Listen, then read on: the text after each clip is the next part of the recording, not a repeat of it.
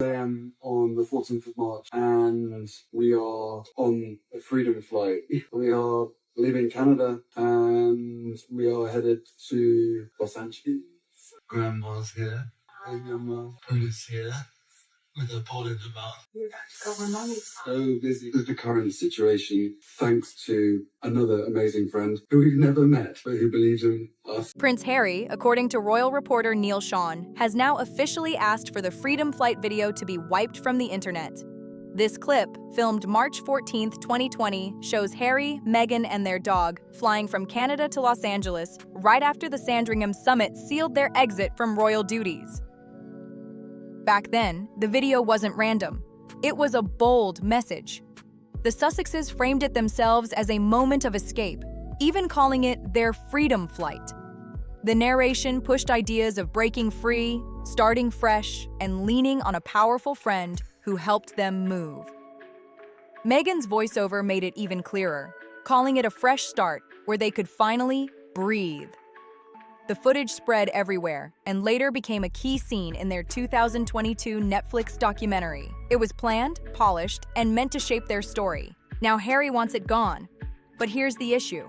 Their recent image push suggests they still act like working royals, and that video clashes hard with that claim. This tension has been hanging over their whole strategy for years now. The Sussexes stepped away from royal duties, saying the system was unbearable. No gray area, no confusion. Then came the 2021 Oprah interview, where they laid it all out and made that message loud and clear. In 2022, the Netflix documentary doubled down, showing their exit as a major turning point.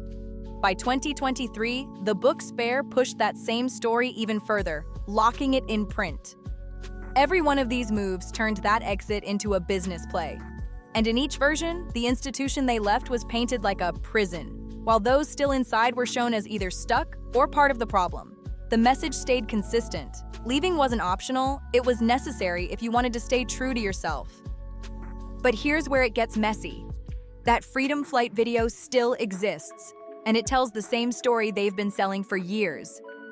You can't spend all that time saying the system is a trap, then switch up and act like you're still part of it. People remember, and that shift makes everything before it looks shaky.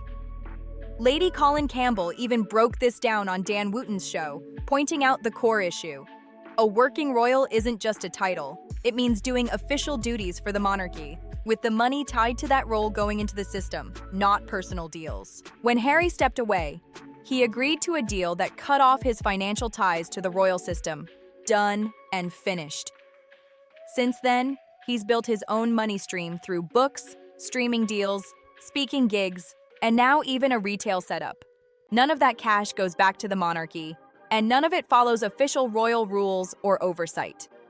That setup clearly looks like a private business brand, not a royal role. Trying to say it's both at the same time just doesn't add up. It comes off like wanting the status and respect of the institution while still keeping full control of the money and independence. In any other situation, those two positions would clash hard. They don't mix.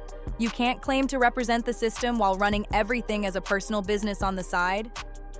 That gap between the two stories is exactly what the Freedom Flight video puts on full display. Prince Harry wants that Freedom Flight video deleted from the internet, Lady Colin Campbell. He says we should never see it again. We should just pretend that he never made all of these ludicrous claims. You know what? Why don't we just play it once more then, Lady C, to really annoy him? Then there's the latest People magazine cover featuring Harry and Meghan, which even pushed aside coverage of King Charles's state visit. The timing raises eyebrows and adds to the bigger strategy this deletion request seems tied to. Reports from US media insiders say that People magazine cover didn't just happen. It was carefully lined up with help from the Sussex team. The timing wasn't random either, dropping right as King Charles arrived in Washington. And the way the story was framed? It pushed Harry and Meghan as still connected, still relevant, still looking like active royal figures, not just private business players. The cover hit shelves across the country, no delays, no issues. But early talk from store watchers and viewers checking their local supermarkets says something feels off. Copies aren't flying like before, and the buzz just isn't matching past releases. That points to a bigger issue. The audience that usually follows Sussex content tends to react more when the story challenges the royal system, not when it supports it. This cover flipped the angle, and the response shows it's not landing the same way. From a business angle, that's a mismatch. The product and the audience just aren't lining up, and it's starting to show in real time. This cover is being pushed to the usual People magazine crowd, the readers who follow official royal updates and favor established working figures. Poll numbers back that up, with William and Catherine sitting high, the king holding steady, and Princess Anne close behind. Meanwhile, Harry and Meghan's ratings sit much lower, and those numbers just don't drive big magazine sales at this level. So the mismatch shows up fast. Early store data hints the issue isn't moving the way big covers usually do, and that gap is hard to ignore. Here's the deeper problem. The audience that tunes in for Sussex content tends to show up when the story challenges the royal system. But when the message flips and tries to place them back inside that same system, interest drops off quick. That switch confuses the market, and people just don't engage the same way. And behind the scenes, reports say Prince William's stance hasn't changed at all. Multiple commentators point out that a return isn't even on the table. That position has stayed firm since around 2022. And if anything, it's gotten stronger. From what's being said, the situation was settled back at Sandringham, with William there representing the future direction of the monarchy. The Sandringham deal laid out clear conditions for any return to working royal status, but those boxes haven't been checked. In fact, some moves since then have gone the opposite way. The People magazine cover is one example. The Kiev speech is another.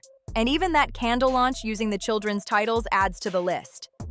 Into a prison, that he had been brought up in a prison, and that under Meghan's ministrations and her enlightenment, he had managed to escape from the prison.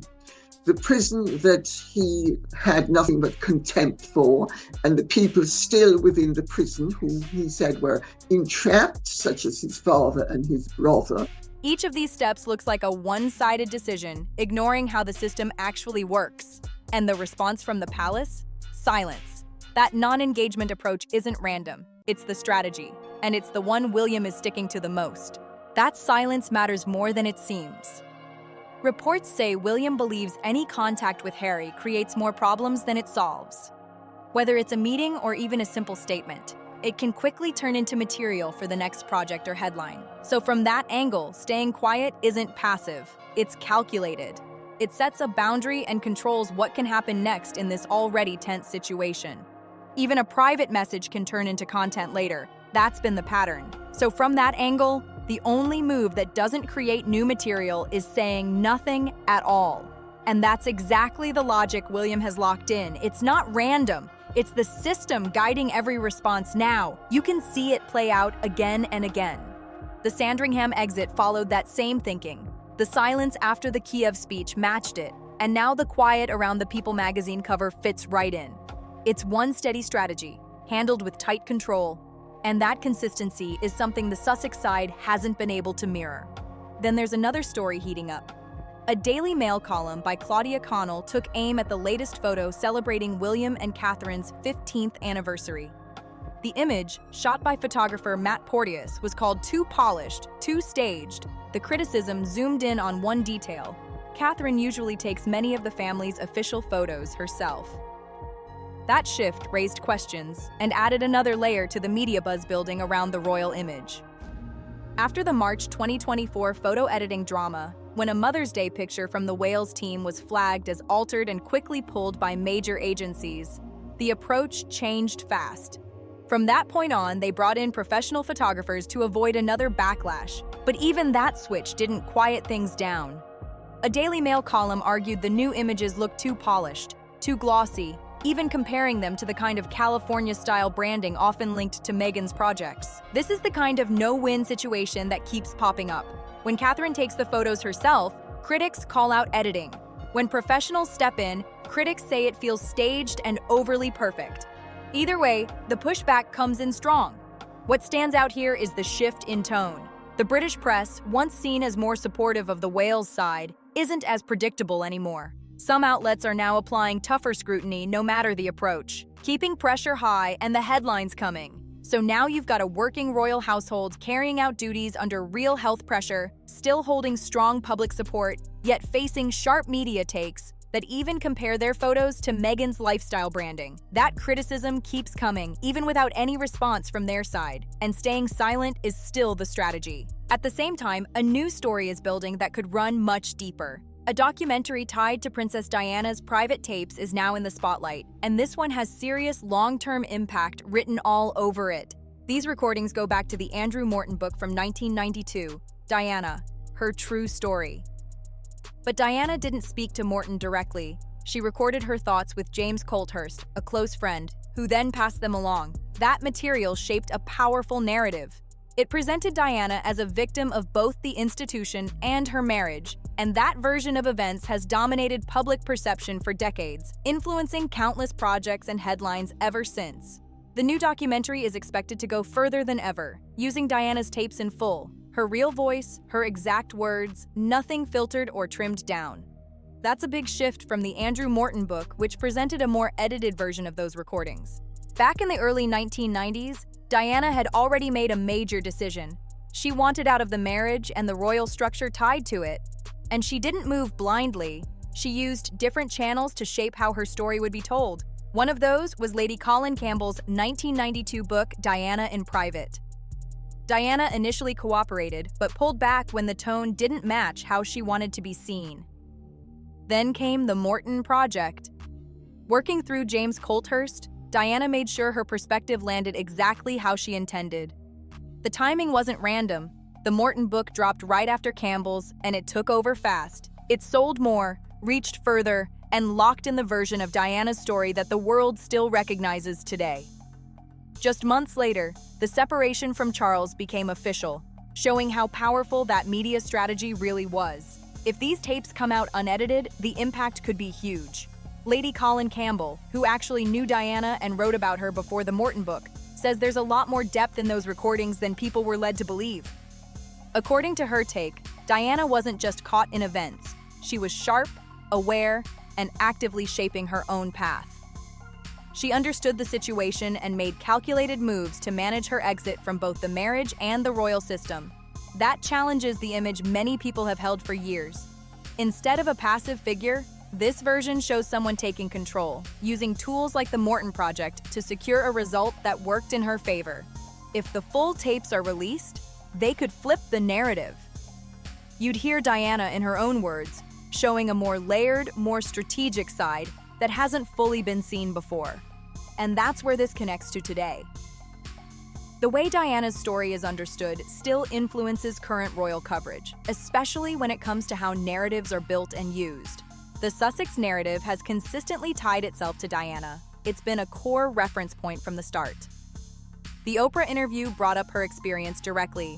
The Netflix series used her footage as a key visual, and Spare kept that connection running all the way through. Even smaller details follow that pattern. The astrology post linked back to Diana's reported interest in astrologers, and the Australia hospital visits echoed the way Diana approached her humanitarian work. Step by step, it builds a very specific image, one that leans heavily on her as a victim figure. But here's where things could shift.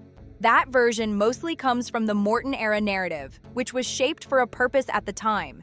If these unedited tapes show a more complex and strategic Diana, that familiar image might not hold up the same way. And that matters now, because if the foundation changes, the way her story is used today could change with it. Looking at everything together, the bigger picture is clear. The royal narrative space is being reshaped in real time, and the push to remove the Freedom Flight video fits right into that battle over how the past is presented today. The People magazine cover is just another piece of this bigger rewrite effort, playing out on a massive media stage. At the same time, the Diana Tapes documentary is pushing the opposite move, dropping original, unfiltered material to reshape how people see her story after years of outside influence and commercial spin. On their own, these might look like separate stories, but together, they show something bigger happening, a real-time clash over who controls the narrative around the royal family. Different players, different goals, all pushing their version. The institution itself, it's sticking to silence, keeping that non-engagement strategy locked in. Meanwhile, Individuals like Harry are taking direct action, and documentaries are entering the mix with raw source material to shift the conversation. All of this is making the media space more intense and unpredictable than it's been in years. And from what's visible, it's creating pressure that's not easy to manage, especially for the Sussex side. And here's the key point. The Freedom Flight video isn't going anywhere. It's been copied, shared, and saved across countless platforms. At this stage, it's permanent, and any request to remove it isn't really about deletion in a practical sense. This isn't really about deleting a video. It's about hoping people forget it ever existed. But that's not happening. The clip is locked into the public record, and every time there's an attempt to shift the narrative, it's going to pop right back up. That contradiction doesn't stay hidden. People bring it back, repost it, and connect it to whatever new angle is being pushed. And that's why the strategy keeps hitting a wall. The original material is too visible, too documented to just smooth over with new messaging. Meanwhile, the state visit is wrapping up, and that brings its own spotlight. Early expectations point to a boost for the king's public standing, while interest around the Sussex side continues to dip. What adds weight here is the personal effort behind it. The king is carrying out a demanding international schedule while dealing with serious health challenges. That contrast stands out. For 5 straight years, the polling has tracked the same pattern, and there's no sign it's about to flip. The trend is steady, the numbers back it up, and every new move just adds another layer of confirmation. The Sussex strategy keeps trying to shift direction, but it keeps running into the same problem. The past doesn't disappear, and the earlier material doesn't match the new message. That Freedom Flight video is a perfect example. It stays ready to resurface every time a new angle is pushed. That's the real barrier here. Once something goes public, it's locked in. You can't pull it back, rewrite it, or make people forget it. The video dropped in 2020, the Oprah interview hit in 2021, the Netflix series followed in 2022, and Spare landed in 2023. Each one added another permanent layer to the story. Clips, quotes, and key moments are still circulating everywhere. And that's where the clash happens. Those earlier messages leaned heavily against the institution, while the current push tries to move closer to it. When those two versions collide, the gap becomes impossible to ignore. This whole rebrand depends on one thing, that people forget everything that came before. But that's just not realistic. People remember, and the internet never lets anything disappear. So no matter how polished the new message is, it keeps crashing into the old one. That's the real limit here. It's not about effort or execution, it's about what's already out there. And from what's visible, that weight hasn't fully been accounted for. The People magazine cover, the push to remove the Freedom Flight video, and all the recent moves point to the same belief, that a reset is still possible. Meanwhile, the institution is playing a completely different game. Silence isn't weakness, it's strategy. By stepping back, it lets the existing record do all the talking, and that record is long, detailed, and hard to argue with. Every new move just adds another layer to the gap. People notice it, discussions grow, and the numbers reflect it. And that's where this story keeps building. If you've been following this breakdown, make sure to like, subscribe, share, and drop your thoughts in the comments, because this situation is far from over. When you line that up against other moves happening at the same time, it creates a sharp comparison. And that kind of side-by-side moment is exactly what public opinion tends to pick up on fast.